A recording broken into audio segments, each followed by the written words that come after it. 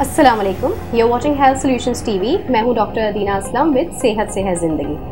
हम अपने हर शो में डिफरेंट फील्ड के एक्सपर्ट्स को इनवाइट करते हैं, उनसे कुछ आपके लिए क्वेश्चंस करते हैं। आज जो हमारे साथ गेस्ट मौजूद हैं वो आईटी डिपार्टमेंट से उनकी जो है बिलोंगिंग है, but he has also taken a step in medical field. उन्होंने आईटी और मेडिकल या हेल्थ फील्ड को साथ मर्ज किया है। उसके पीछे क्या थॉट प्रोसेस था, क्या पूरा प्रोसीजर था, उनसे हम बात करेंगे। उनका इंट्रोडक्शन हम उनसे ही लेंगे, लेकिन मैं आपको उनका ब्रीफ इंट्रोडक्शन ये दूंगी कि he is also the partner and co founder of health solutions mobile application. हमारे साथ जो आज मौजूद हैं वो है मिस्टर काजी नुमान मुजाहिद।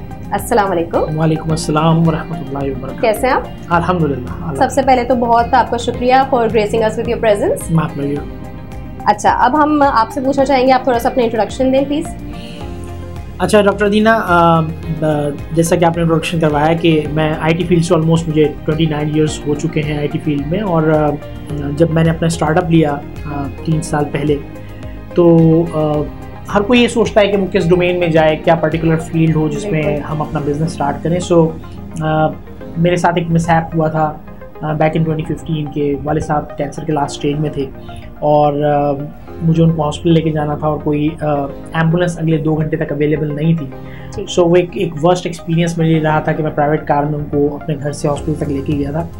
तो जब मैंने स्टार्टअप की बात की, जब हम अपने को फाउंडर के साथ बैठे, हमने जब कुछ डिस्कशन की, उस आइडिया को थोड़ा ब्रेनस्टॉर्म किया, तो जहन में आया कि हम हेल्थ केयर सेक्टर के अंदर कुछ काम करें, क्योंकि पाकिस्तान में बहुत सारी चीज़ों में काम करने की गुंजाइश है। जैसे लोग कहते हैं कि पाकिस्तान में प्रॉब्लम्स हैं, इशूज़ हैं, बहुत ज़्यादा जो है वो हमें चीज़ें नहीं मिलती वक्त पर या प्रॉब्लम्स फेस करनी पड़ती हैं। तो मैं समझता हूँ कि एक्चुअली पाकिस्तान में अपॉर्चुनिटीज़ हैं। अगर हम उन प्रॉब्लम्स का ही कोई इनोवेटिव सोल्यूशन लेके आ जाएं, तो हम ना सिर्फ प्रॉब्लम को ओवरकम कर सकते हैं बल्कि अपने लिए एक लाइफ टाइम अर्निंग का एक ज़रिया पैदा कर सकते हैं। सो यही हमने किया कि हमने हेल्थ केयर सेक्टर में जो है वो कुछ प्रॉब्लम्स को ओवरकम करने की कोशिश की और हमने एक ऐप जो है हेल्थ सॉल्यूशंस, जिसका ये टीवी चैनल भी हमने लॉन्च किया है, हेल्थ सॉल्यूशंस हमने लॉन्च की। और उस ऐप का जो यूँ कह लीजिए कि जो उसके पीछे विजन था वो ये था कि जब दुनिया में मेडिकल और हेल्थ केयर सेक्टर में जब आईटी इतना डेप्थ तक चली गई है कि अब से ऑलमोस्ट 15 साल पहले अगर मैं बात करूँ 2006 की, तो पाकिस्तान के अंदर ही ऐसा हुआ था कि कुछ इंटरनेशनल टीम्स में जो है वो सवात के अंदर स्टेथोस्कोप जो है वो एक शख्स के पास था सवात में, और उसकी जो दिल की धड़कन जो है स्टेथोस्कोप से जा रही थी वो पेम्स अस्पताल इस्लामाबाद में जा रही थी। इसी तरह से जो एक्सरेज वगैरह लिए जा रहे थे वो इमेज की फॉर्म में इस्लामाबाद ट्रांसफ़र हो रहे थे और वहाँ पर डॉक्टर्स को देखकर अपना जो भी वो डायग्नोज करते हैं या जो भी उनका प्रोसेस होता है वो उसको एग्जीक्यूट कर रहे थे। सो हमने ये सोचा कि हेल्थ केयर सेक्टर में ना सिर्फ ये कि हमें कुछ प्रॉब्लम्स को ओवरकम करना चाहिए बल्कि कुछ वो जिद्दत महारत भी इस्तेमाल करनी चाहिए। अगर मैं आज के बल्कि पिछले मैं बात करूँ पिछले 15 साल से ऐसा है कि हम लोग अपने प्यारों से सात समंदर पार हम ऑडियो विजुअल कॉल के ऊपर बात कर रहे होते हैं, तो क्या ये बात एक डॉक्टर और पेशेंट के दरमियान नहीं हो सकती? बिल्कुल। क्या उन इलाकों में डॉक्टर जहाँ मौजूद नहीं है वहाँ हम उस डॉक्टर को वर्चुअली नहीं पहुँचा सकते जो किसी शहर में बैठा हुआ है? तो ये कोई थॉट है जिसको सोचते हैं। इसी तरह से अगर आप आएँ कि जब एक कैब सर्विस है जो कि हमारे घर पे पहुंच जाती है बग़ैर रास्ता बताए, बग़ैर कॉल पे डिस्कशन किए कि मुझे कहाँ से आना है, और प्लस उसमें ये भी डबल चीज़ एक तरह से इंश्योर हो जाती है कि एक वक्त में कभी किसी घर पे कोई 2 कैब्स पहुंची नहीं। तो लेकिन हमने देखा कि एम्बुलेंसेज एक घर में 2-2 पहुंच रही होती हैं। अक्सर ये केसेस होते हैं, बिल्कुल, कहीं इंसिडेंट होता है तो मल्टीपल एक आदमी को उठाने के लिए मल्टीपल एम्बुलेंस पहुंच जाती हैं, बट जो एम्बुलेंस है वो आपकी जो नीड है उसका 35% है अनफॉर्चुनेटली, और वो फिर इस तरीके से मिसयूज़ या अब्यूज़ हो रही होती है। तो हमने सोचा कि हम उस तमाम मॉडल को जो कि अभी तक हम अपनी आसाइशों के लिए इस्तेमाल करते रहे, उससे हम इस प्रॉब्लम को ओवरकम करने के लिए कुछ काम करें। सुनने बिल्कुल बेहतरीन। अच्छा, आपने यहाँ पे थोड़ा सा जिक्र किया कि डिजिटलाइजेशन का क्या रोल है हेल्थ में, और थोड़ा सा मुझे बताएं कि आप कहाँ देख रहे हैं इसको कि मतलब हेल्थ डिजिटल प्लेटफॉर्म में हमारे अब आ चुकी है, आना स्टार्ट हो गई है, तो 3 to 5 ईयर्स में आप नेक्स्ट 3 to 5 ईयर्स में कहाँ देख रहे हैं इस पूरे फील्ड को? बिल्कुल। अच्छा जी, मेडिकल फील्ड में ऐसा नहीं है कि डॉक्टर्स जो है वो ऑब्सोलीट हो जाएंगे या डॉक्टर्स जो है लाइन से हटा दिए जाएंगे या हॉस्पिटल खत्म हो जाएंगे, ऐसा नहीं है। लेकिन उसमें आईटी की इन्वॉल्वमेंट इतनी ज़्यादा हो जाएगी कि वो काम जो आज होता है कि जी कोई शख्स आईसीयू में कोई इमीडिएट रिपोर्ट चाहिए बट वो नहीं निकल सकती, कुछ टेस्ट ऐसे होते हैं जो कि 24 घंटे से पहले जिनकी रिपोर्ट नहीं आती, वो चीज़ें आगे ट्रांसफॉर्म होने जा रही हैं डिजिटली, जिनमें वो चीज़ें बहुत क्विकली डिसाइड हो रही होंगी और जान बचाने के लिए आईटी का बहुत ज़्यादा इस्तेमाल शुरू हो जाएगा। अच्छा, दूसरी चीज़ जो है वो ये है कि जो पेंडेमिक आया हुआ है उसके नुकसान तो बहुत सारे हैं जो कि पूरी दुनिया भुगत रही है। मईशत पे भी उसका बहुत बैड इम्पैक्ट आया है, लोगों पर भी बहुत बैड इम्पैक्ट आया है, बट जो उसका एक पॉजिटिव इम्पैक्ट है वो ये है कि पाकिस्तान जैसे मुल्क के लोग जो कि डिजिटल चीज़ों से बहुत दूर थे वो उसके एकदम बहुत जल्दी उसके नज़दीक आ गए हैं और उन्होंने सिस्टम को अडॉप्ट कर लिया है। सो आने वाले वक्तों में, मतलब अगर मैं 5 साल की बात करता हूँ तो मैं शायद ये कहने में बजाने दूंगा कि 5 साल बाद पेशेंट जो है ना वो हॉस्पिटल नहीं आ रहा होगा, बल्कि वो कोशिश कर रहा होगा कि सर्विस मेरे पास पहुंच जाए। बिल्कुल, ठीक है, क्योंकि ज़िंदगी ऑलरेडी, अगर हम कराची की भी बात करें तो कराची में भी ज़िंदगी इतनी बिजी हो चुकी है कि मैं सिर्फ अगर अपनी ही मिसाल लूँ कि मुझे डॉक्टर ने एक दफ़ा एक टेस्ट लिख के दिया कि जी आप एक जो है वो कोलेस्ट्रॉल का टेस्ट करवा लें, शुगर का टेस्ट करवा लें। तो मैंने कहा ठीक है, मैं डॉक्टर को ऐसे ही रैंडमली दिखाने गया था, सो मैंने कहा ठीक है करा लेंगे। और जब वो टेस्ट मैं कराने के लिए गया तो वो प्रिस्क्रिप्शन 6 महीने पुरानी हो चुकी थी। तो अनफॉर्चुनेटली हम अपनी सेहत को लेके बहुत ज़्यादा अनकॉन्शियस हैं, हम जो है वो केयरिंग नहीं है, बहुत केयरलेस हो गए अपनी चीज़ों को हम खुद ज़्यादा। तो मैंने अपनी मिसाल भी आपको दे दी कि हम लोग कामों में इतना बिजी हो गए कि हमारे पास टाइम नहीं है कि हम, जबकि ज़िंदगी है तो सब कुछ है। तो अब तो मैं एम्फेसाइज करता हूँ लोगों को अपनी सेहत के हवाले से बहुत ज़्यादा केयरफुल रहें। सो आने वाले वक्तों में मैं जो डिजिटल हेल्थ केयर का जो मैं फ्यूचर देख रहा हूँ वो ये है कि आने वाले वक्तों में वही कामयाब होगा जो इस सिस्टम को अडॉप्ट करें। बिल्कुल बिल्कुल ठीक बात है। लोग अब चाहते हैं कि सर्विसेज उनके पास आएँ या बल्कि वो ना जाए सर्विसेज को लेने। तो अच्छा, हर चीज़ का कोई ना कोई मेरिट डिमेरिट दोनों होते हैं, तो यहाँ पे आपको क्या हर्डल्स फेस हुए, क्या बैरियर्स आए आपके जब मेडिकल फील्ड को आपने इसमें अडॉप्ट किया आईटी में? जी देखिए, आईटी में तो सॉल्यूशंस मौजूद हैं और जब आपके पास आर्टिफिशियल इंटेलिजेंस और इंटरनेट ऑफ थिंग्स आ गई जिसमें आप मशीन्स को आप कंप्यूटर कमांड्स के थ्रू जो है वो कंट्रोल कर सकते हैं, मोबाइल ऐप्स के थ्रू कंट्रोल कर सकते हैं, तो आईटी वाली साइड से हमें कोई इतनी ज़्यादा प्रॉब्लम नहीं है। प्रॉब्लम आ रही है इसकी अडॉप्शन के ऊपर, यानी लोग इसको अडॉप्ट नहीं कर रहे। लोग अभी ये समझ ही नहीं रहे कि भाई मुझे अगर एक डॉक्टर देखेगा तो वो डायग्नोज कैसे करेगा कि मुझे क्या है, क्योंकि हमारे जहन में एक परसेप्शन है वो ये कि डॉक्टर जब तक मुझे फिजिकल एग्जामिनेशन नहीं करेगा उस वक्त तक वो मुझे मेरे बारे में डायग्नोज नहीं कर सकता। बट अब ऐसा नहीं है। अब अगर डॉक्टर के पास भी आप नॉर्मली अगर आप डॉक्टर को विजिट करते हैं तो आप देखें डॉक्टर आपको 2-3 टेस्ट लिख के दे देते हैं। बिल्कुल, वो इसलिए नहीं होते खुदा ना खास्ता कि कुछ लोगों का परसेप्शन ये कि भाई कोई उनके जो है उसको कमीशन होते हैं, नहीं, ऐसा नहीं होता। डॉक्टर्स बेसिकली मेक श्योर करना चाहते हैं कि वो जो चीज़ उनके जहन में आ रही है जो उन्होंने डायग्नोज की है, आया वो 100% कन्फर्म है या नहीं, तो उसके लिए डायग्नोस्टिक टेस्ट परफॉर्म होते हैं। सो लोग जो हैं वो इन चीज़ों को सारे अडॉप्ट करने में भी पीछे हैं, ऑल्दो कि पेंडेमिक ने इस चीज़ पर बहुत ज़्यादा जोर दे दिया है कि डॉक्टर भी कह रहा है कि नहीं भाई मैं आपको हाथ नहीं लगा रहा, और पेशेंट भी अब ये कह रहा है कि मुझे डॉक्टर को दिखाना है बट हॉस्पिटल नहीं, इंटरेक्शन नहीं होना चाहिए, क्योंकि मैं हॉस्पिटल जाऊंगा तो ये चांसेस ज़्यादा हैं कि चूंकि वो एक ऐसी जगह है जहाँ पर हर तरह का पेशेंट आ रहा है, तो वहाँ चांसेस हैं कि मुझे अल्लाह ना करे मैं कोविड पॉजिटिव हो जाऊँ, क्योंकि उसकी चांसेस वहाँ ज़्यादा हैं। बिल्कुल। दूसरी जो चीज़ आ रही है, अगर मैं हॉस्पिटल्स वाली साइड से करूँ तो आर्टिफिशियल इंटेलिजेंस, आईटी और जो इस तरह की मोबाइल ऐप्स हैं, बेसिकली ये हॉस्पिटल्स की आउटरीच को बढ़ाने के लिए आएंगे। यानी एक हॉस्पिटल अगर फिजिकली फ़र्ज़ कीजिए कि एक स्पेसिफिक इलाके में मौजूद है तो उसकी एक आउटरीच जो है वो आप 5 किलोमीटर्स के दायरे में लगा लीजिए, 10 किलोमीटर्स के दायरे में लगा लीजिए कि वहाँ के पेशेंट्स वहाँ आते होंगे। अगर उसको मजीद कोई सर्विसेज देनी है तो आपने देखा होगा बहुत सारे हॉस्पिटल्स हैं, निजी अस्पताल हैं जिन्होंने अपनी मुख्तलिफ जगहों में शहर में अपनी मुख्तलिफ ब्रांचेस खोली हैं। लेकिन आर्टिफिशियल इंटेलिजेंस, मोबाइल एप्लीकेशंस और स्पेशली आईटी आपको एम्पावर करता है कि आप बजाय इसके कि अपनी फिजिकल लोकेशंस ऑन करें, आप इस बिज़नेस को वर्चुअली एक्सपेंड कर सकते हैं। तो ये वो पावर है जो कि एक हॉस्पिटल फ़र्ज़ कीजिए कि अगर वो 10 किलोमीटर के डाया को फोकस कर रहा है तो वो 100 किलोमीटर के डाया को फोकस कर सकता है बगैर किसी मज़ीद अपनी फ़िज़िकल प्रेजेंस को बढ़ाए हुए। तो ये वो चीज़ है जो उनको एम्पावर करने जा रही है। लेकिन अनफॉर्चुनेटली जो हॉस्पिटल्स हैं, हॉस्पिटल के जो डॉक्टर्स हैं, वो इसके वाइस वर्सा सोच रहे हैं। वो ये सपोज कर रहे हैं कि कहीं ऐसा नहीं हो कि ये हॉस्पिटल्स को रिप्लेस कर दी है।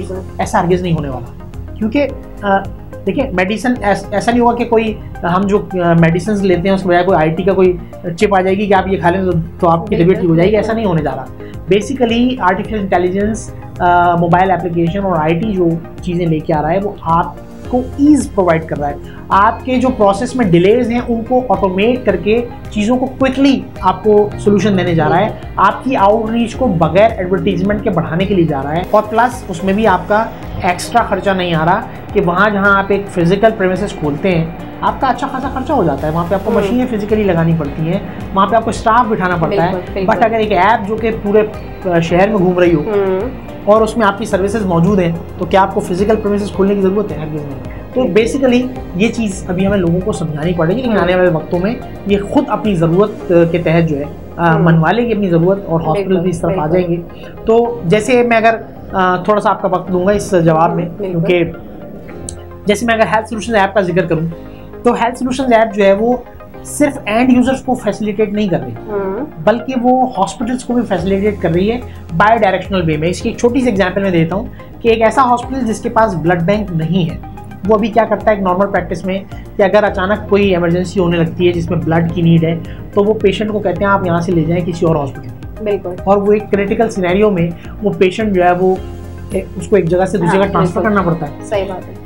हमने उन हॉस्पिटल्स को कहा कि आपको जहाँ ऐसा सिनेरियो पेश आए तो जहाँ हम एक इंडिविजुअल को ब्लड विदाउट डोनर दे रहे हैं तो वहाँ एक हॉस्पिटल को क्यों नहीं देंगे। सो आप हमारी ऐप को यूटिलाइज करते हुए आप उस जान को बचाएं, उसको मजीद क्रिटिकल सिचुएशन में इधर उधर ट्रांसफर ना करें। प्लस ये कि आपकी जो बिजनेस लीड है वो एक तरह से क्योर हो रही है, सेव हो रही है कि आप उसको कहीं और भेज देंगे तो वो बिजनेस आप लूज कर रहे हैं। सो आप उससे अर्निंग करें और प्लस सबसे बड़ा जो उसका फायदा है अर्निंग से भी ज्यादा वो ये फायदा है कि आप एक क्रिटिकल सिनेरियो में एक पेशेंट को रोडों पे नहीं भगा रहे। इसी तरह से अगर फर्ज कीजिए आपका ब्लड बैंक है तो आपका कुछ ब्लड एक्सपायर हो जाता होगा क्योंकि ब्लड की जो प्रोडक्ट्स होती हैं उनकी एक्सपायरी डेट्स होती है, तो उस ब्लड को आप एक्सपायर होने से पहले किसी की जान बचाने के लिए इस्तेमाल कर लीजिए और आप उसको चार्ज कीजिए जो आपने उसमें एक्सपेंसेस किए हैं, जो आपने उसके टेस्ट किए, स्क्रीनिंग की है, ब्लड बैंक इस्तेमाल किया है, जो क्रॉस मैच आप कर रहे हैं, उन तमाम चीज़ों की जैसे हर ब्लड बैंक चार्ज देता है आप बिल्कुल लीजिए। तो हमने इस तरह से हम इस ऐप से अब आप इमेजिन कर सकती हैं कि एक ही यानी एक प्रोडक्ट की भी मैंने बात की ब्लड, तो वो दो तरह के हॉस्पिटल्स को फैसिलिटेट कर रही है। तो ये actually this is how I am claiming कि ये ऐप जो है या जो IT के जो सेटअप्स हैं वो बेसिकली हॉस्पिटल को एम्पावर करते हैं। बिल्कुल। और हमारे पास ऐसी रिक्वेस्ट आती हैं जो हॉस्पिटल से डायरेक्ट आती हैं कि हमें इस चीज़ की नीड है तो आप उसको किस तरह से कर सकते हैं। अच्छा, हमने बात की कि लोगों को एडॉप्शन में थोड़ी सी जो है वो प्रॉब्लम्स आती हैं। इसमें ये भी एक फैक्टर होता है कि लोगों को पता नहीं चलता कि ऑथेंटिक है नहीं है, फेक है। तो अगर इफ़ हम मेडिकल फील्ड से रिलेटेड है, हमें आइडिया हो जाता है, कोई नहीं है तो वो किस तरह से इस चीज़ को जो है वो अंडरस्टैंड कर सकता है कि क्या ये लोग फेक हैं या ये लोग ऑथेंटिसिटी इनकी है कि नहीं है मेडिकल फील्ड जी। में। बिल्कुल, बहुत वैलिड क्वेश्चन और बहुत इस वक्त यहाँ ज़रूरी भी है क्योंकि लोगों को वाकई ये कंसर्न्स होते हैं कि यार एक ऑनलाइन सर्विस है तो मैं कैसे मेक श्योर करूंगा कि जो मुझे असिस्ट कर रहा है वो वाकई डॉक्टर है भी कि नहीं है। बिल्कुल। ऑथेंटिक होना ना होना तो बात की बात है। हाँ। वो पहली बात वो डॉक्टर है कि नहीं है। क्या पता कि कोई मैं फ़ोन कॉल के ऊपर हूँ तो इसके लिए जो नॉर्मली शुरू में हुआ कि डॉक्टर्स जो है वो इंटरेक्ट कर रहे थे और उसके अंदर लोगों का बैड एक्सपीरियंस भी रहा। लेकिन अगर मैं हेल्थ सोल्यूशन ऐप की बात करूं तो हेल्थ सोल्यूशन ऐप के अंदर बाकायदा डॉक्टर्स की डिग्रीज, उनके जो PMDC लाइसेंस होते हैं वो हमने उसके ऊपर डिस्प्ले करवाए हैं ताकि आपको ये पता लगे और आप उसको कहीं भी वेरीफाई कर सकते हैं। Plus being a customer, being a client, being a user, being a consumer, आपका ये राइट है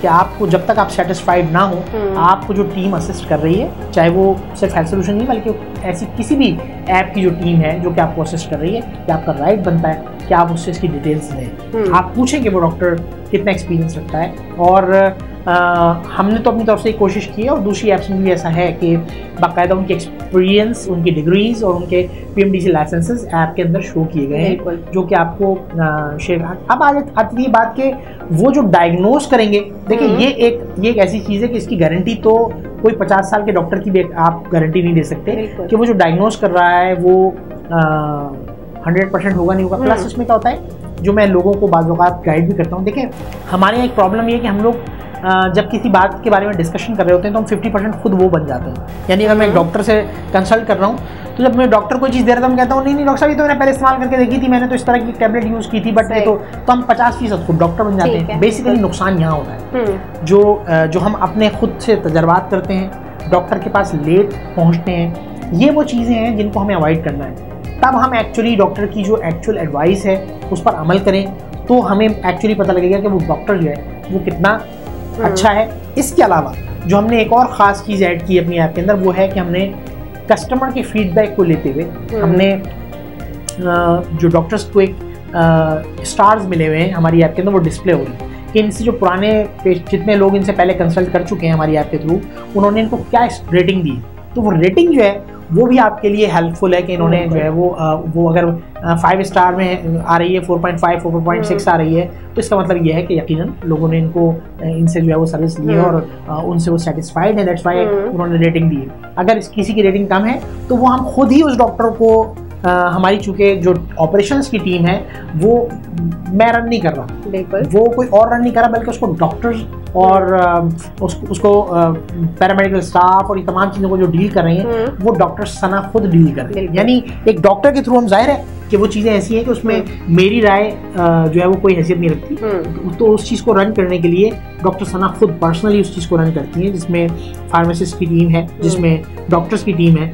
और अगर उन्हें कहीं ऐसा फील होता है कि किसी यूज़र का फीडबैक अगर नेगेटिव आया है तो वो फिर उसको खुद इवैल्यूएट करती हैं कि ऐसा क्या हुआ है। बिल्कुल। और अगर कोई ऐसा होता है कि कोई बैड एक्सपीरियंस रहा है तो ऐसे डॉक्टर्स को हम अपनी ऐप से रिमूव करते हैं। ठीक है, बिल्कुल। यहाँ पे कस्टमर्स की बात आई तो कस्टमर्स के जो है उनका फीडबैक या उनका जो वर्ड ऑफ माउथ होता है उसका क्या इन्फ्लुएंस, क्या इम्पैक्ट होता है एक किसी भी ऐप पे? देखिए, जैसे मैंने कहा कि हमने अपनी ऐप में एक रेटिंग सिस्टम लगा दिया, ठीक है। तो ये एक ऐसी चीज़ है जो दुनिया में मानी जाती है। दुनिया में फीडबैक के ऊपर जो है वो लोग चीज़ों को इस्तेमाल करते हैं। खासतौर पे IT बेस्ड सर्विसेज जो हैं वो फीडबैक के ऊपर इस्तेमाल की जाती हैं, रेटिंग के ऊपर इस्तेमाल की जाती हैं कि लोगों ने उस पर फीडबैक क्या दिया है। हमारी ऐप में ऐसा कोई सिलसिला नहीं कि डॉक्टर अपनी रेटिंग समहाउ बढ़ा ले या उसके ऊपर कोई फेक एंट्रीज डाले, ये पॉसिबिलिटी नहीं है, क्योंकि उसको जो हमारे जैसे मैंने बताया कि डॉक्टर्स और जो फार्मासिस्ट की टीम है वो उसको टेक केयर कर रही होती है। सो ऐसा पॉसिबल नहीं है कि उसमें कोई रॉन्ग एंट्रीज हो। और अगर उस पर हमें कोई कंप्लेंट मिलती है तो हम बाकायदा खुद उसको जज करके और ऐसे डॉक्टर्स को अपनी टीम में से रिमूव कर देते हैं। अब तक ऐसा हुआ नहीं है, लेकिन ये हमारे विजन का पार्ट है। ये हम जाहिर है कि जब हम एक चीज़ क्लेम कर रहे हैं कि हम आपके घर पे आपको एक सर्विस देंगे तो हम उसमें इस चीज़ को इंश्योर करने के लिए उसमें कोई बैड एक्सपीरियंस ना रहे, क्योंकि हम एक बहुत सेंसिटिव चीज़ में डील कर रहे हैं। ये कोई ऐसा नहीं कि किसी के घर में पिज्जा डिलीवरी हो रही है, कोई फूड डिलीवरी हो रही है। ये सेहत का मामला है, जान का मामला है, तो इसमें बहुत ज़्यादा विजिलेंट होने की जरूरत है और वो हम हैं। अब बात आती है कि यूज़र सिर्फ फीडबैक को एक्सेप्ट करे या ना करे, सिर्फ रेटिंग को एक्सेप्ट करे ना करे, तो हम आ जाते हैं कि नॉर्मल हमारे यहाँ पैटर्न क्या होता है। नॉर्मली अगर मुझे मैंने अगर कभी ब्लड नहीं लिया, ठीक है, तो मैं लोगों से पूछता हूँ कि भाई मैं ब्लड कौन से ब्लड बैंक से लूँ, या इमरजेंसी में फिर तो मैं कहता हूँ कहीं से भी मिल जाए। डॉक्टर्स के हवाले से जब हमें कोई खास वो होती तो अल्लाह ना करे किसी को कोई दिल की का मामला है तो वो कहता है कि यार एक अच्छा कार्डियोलॉजिस्ट कहाँ होता है, एक अच्छा डेंटिस्ट कहाँ होता है, एक अच्छा गायनेकोलॉजिस्ट या एक अच्छी गायनेकोलॉजिस्ट कहाँ होती है।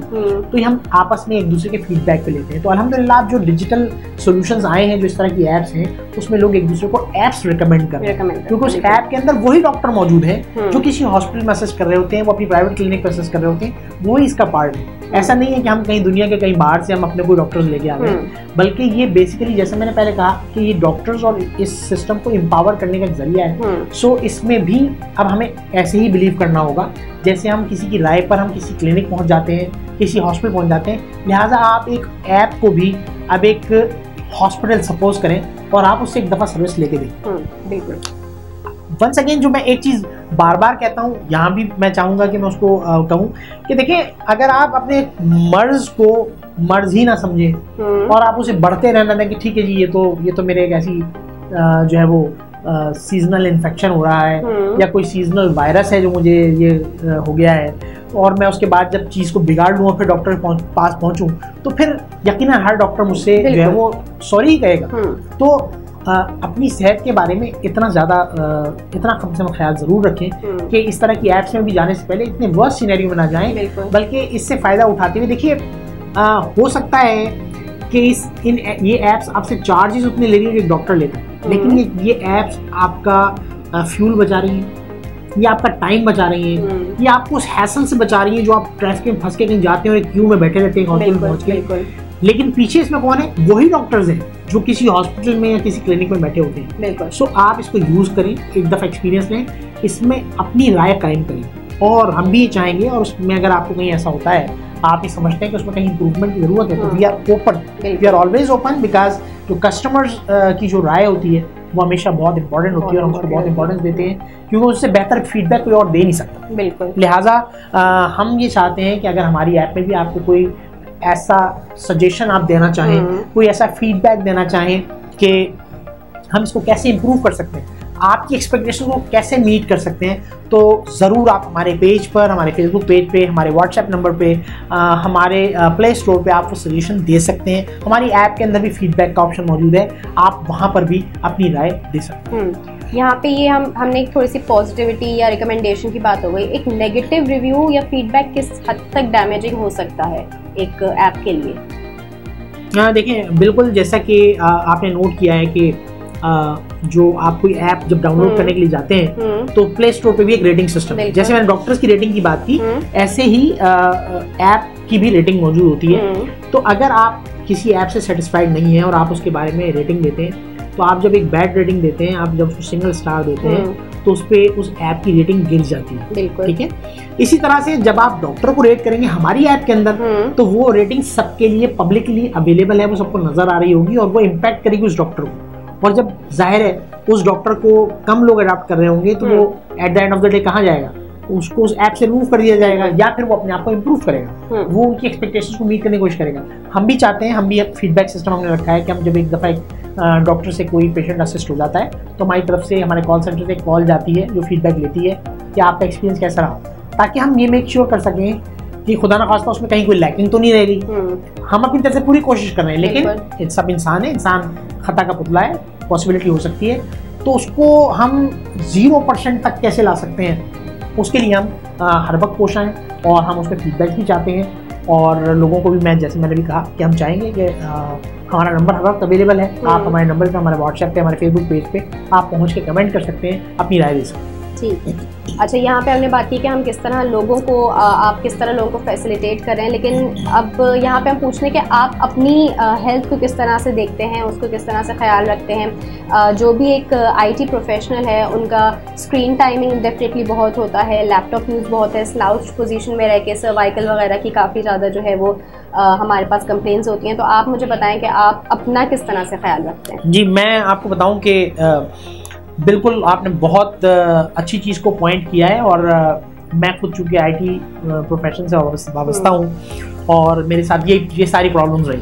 ठीक है। वही है कि जी, स्क्रीन पे मुस्तकिल देख रहे हैं, तो 8-8, 10-10 घंटे हम लोग स्क्रीन के सामने बैठे हुए हैं। हम अगर अपनी सीट पे बैठे हैं तो बस बैठे हुए हैं, हमने खाना खाया है, खाना खाने के बाद हम दोबारा लैपटॉप पे बैठ गए, उठे, खाना खाया, फिर दोबारा बैठ गए, फिर वर्क फ्रॉम होम हो गया, तो अब तो जो शायद चंद सीढ़ियाँ उतर लेते थे, फिजिकल एक्टिविटी IT में यूँ समझ लीजिए कि IT में चूंकि हमें बैठ के लैपटॉप पे या कंप्यूटर पे ही काम करना है, तो वो वैसे ही कम होती है, ठीक है। तो खास तौर पे, वैसे तो हर इंसान को, लेकिन खास तौर पे जो IT से रिलेटेड, जो IT के पेशे से वाबस्ता जो लोग हैं, उनके मैं फेवर के अगेंस्ट एक बात करने जा रहा हूँ, लेकिन वो ये मजाक में है वैसे तो, कि फेवर के अगेंस्ट है, लेकिन एक्चुअली आपके फेवर में है कि अपने लिए टाइम निकालिए, ऐसी एक्टिविटीज़ में हिस्सा लीजिए जिनमें आप, चाहे वो वॉक ही क्यों ना हो, चाहे वो ऐसा ही क्यों ना हो कि मैं अगर 3rd फ्लोर पर रहता हूँ और लिफ्ट अवेलेबल है, मैं उसके बावजूद मैं भी ये कोशिश करता हूँ कि मैं वो सीढ़ियाँ, क्योंकि बाज़ वक़्त हम जब ये सोचते हैं, प्लान करते हैं कि मैं जॉगिंग कर लूँगा या मैं कोई एक्सरसाइज कर लूँगा, तो वो हो नहीं पाती।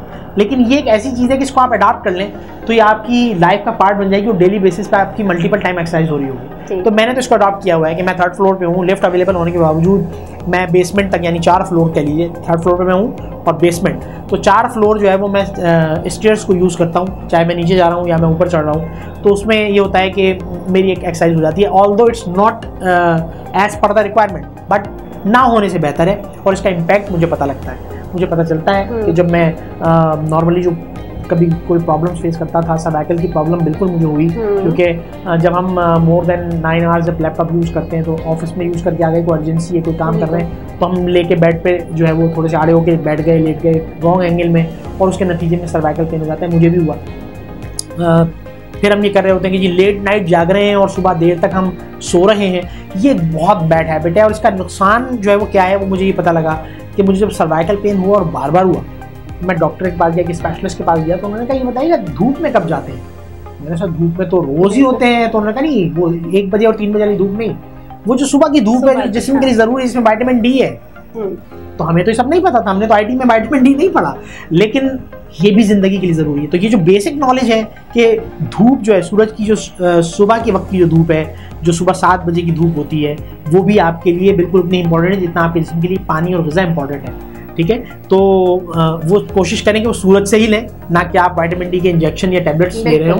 तो ये एग्जैक्टली, सो ये वो चीज़ें हैं जिन पे हमें आप रात में काम ना करें, रात में जल्दी सो जाएं, सुबह जल्दी उठ जाएं। आप यकीन मानिए वो चीज़ जितना नेगेटिव इम्पैक्ट करती है रात को जागना और सुबह देर से उठना, सुबह का जल्दी उठना उतना ही उसका डबल टाइम आप पे पॉजिटिव इम्पैक्ट करता है। बिल्कुल। अच्छा, ये फिजिकल एक्टिविटी या विटामिन डी की बात हो गई, डाइट पे किस तरह से आप फोकस करते हैं, क्योंकि हेल्दी डाइट बहुत ज़रूरी है हेल्थ के लिए? हेल्दी डाइट ज़रूरी है। हेल्दी डाइट के हवाले से हम आजकल अगर मैं बात करता हूँ तो हम जंक फूड पे हमने अपने बच्चों तक को जंक फूड पे डाल दिया है, और ऐसी बहुत सारी चीज़ें जिनके बारे में हम सोशल मीडिया पे गाए बगाए हम देखते रहते हैं कि उनके क्या बैड इम्पैक्ट्स हैं। स्पेशली अगर मैं नूडल्स का जिक्र करूँ, मैं बर्गर्स वगैरह का जिक्र करूँ, तो हम देखते हैं उनके बारे में कि उसके पेशेंट्स का क्या, हमने देखा कि कुछ वीडियोज़ इस तरह की हैं जिसमें इंटेस्टाइन के अंदर जो है वो नूडल्स जो है वो उन्होंने चोक कर दिया था, ब्लॉक कर दिया था। तो हमें दुनिया में मैं अगर शेयर करूँ कि यूके में इस वक्त ऐसा हो रहा है कि लोग अपनी न्यूट्रिशन को लेके बहुत ज़्यादा कॉन्शियस हैं, और बाकायदा वो मंथली बेसिस पे नहीं तो फोर्टनाइटली बेसिस पे वो न्यूट्रिशनिस्ट को विज़िट करते हैं, और न्यूट्रिशनिस्ट उनको बताता है कि आपने अगले 1 हफ्ते तक या 15 दिन तक आपने क्या क्या ग़िज़ाएँ लेनी है। बल्कि वो ग़िज़ाएँ आपको लिख के नहीं देता, क्योंकि वंस अगेन वही वाली बात है कि वो ग़िज़ा आप यूज़ करेंगे कि नहीं करेंगे। बिल्कुल। तो वो बाकायदा आपके घर पर डिलीवर हो जाती है, और इंशाल्लाह वेरी सून हेल्थ सॉल्यूशंस भी वो चीज़ आपको प्रोवाइड करने जा रहा है कि आप एक न्यूट्रिशनिस्ट से कंसल्ट करेंगे, वो आपको आपकी तमाम एक्टिविटीज़ को और आपके जो भी सिम्टम्स हैं उनको देखते हुए वो आपके लिए कुछ न्यूट्रिशन सजेस्ट करेगा, और इस चीज़ को मेक श्योर करने के लिए कि आप उसे यूज़ करें, वो बाकायदा जैसे हमने प्रॉमिस किया है कि hospital will visit the patient, similarly वो न्यूट्रिशन भी आपके घर पर डिलीवर होगा इंशाल्लाह। बिल्कुल बिल्कुल। बातें हमारे पास बहुत सारी हैं, लेकिन टाइम की लिमिटेशंस की वजह से हमें यहाँ पे वाइंड अप करना पड़ेगा। थैंक यू सो मच आपके आने का, और आई एम श्योर कि आप लोगों को बहुत अच्छा लगा होगा, आपको आइडिया होगा कि डिजिटलाइजेशन आज कहाँ पे मेडिकल फील्ड में कहाँ पे उसका क्या रोल है, और आप किसी भी प्रोफेशन से रिलेटेड हो, चाहे वो IT हो चाहे वो हेल्थ हो, आपको अपनी हेल्थ का ख्याल रखना बहुत ज़रूरी है। So take care of yourself. इंशाल्लाह फिर आपके साथ हाजिर होंगे नए किसी एक्सपर्ट के साथ, नए टॉपिक के साथ। तब तक के लिए अल्लाह हाफ़िज़।